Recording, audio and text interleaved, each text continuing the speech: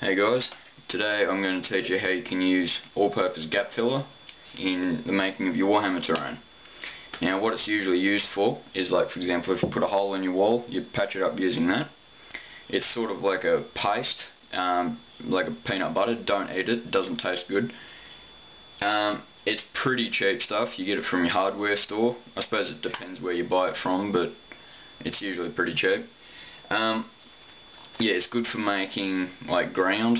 It gives a pretty uneven finish, which most ground, depending where you come from, is uneven. It's pretty easy to paint. It holds paint very well. A couple of things you got to know about it though. When it dries, it shrinks. So if you put it on something like cardboard, it's going to just make the base all wavy and doesn't look very good. I use foam board.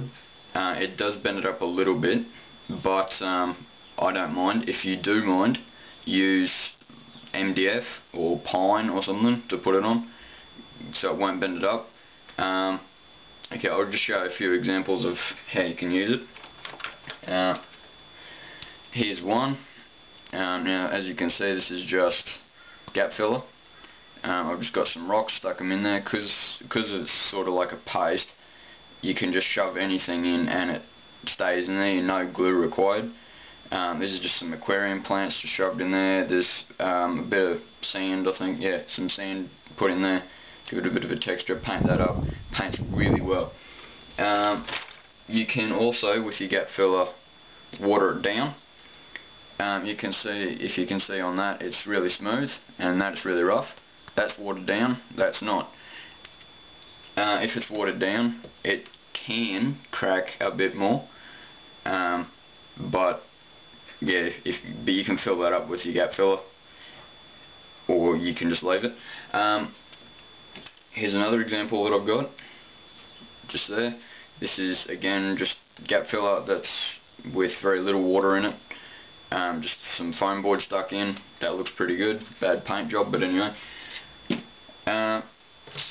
Here's another example. This is just gap filler with some chicken wire shoved in there. Now, if you're going to make like a hill for your gap filler, because you don't want to waste it, I'll just put like a couple of rubbish bits of foam board in there, and just so it gives it a bit of bulk. Otherwise, you get like really big cracks in your gap filler, and like that worked for me. But yeah, if you don't want big cracks in it, then don't use lots of gap filler. Hopefully that's helped. See you later, guys.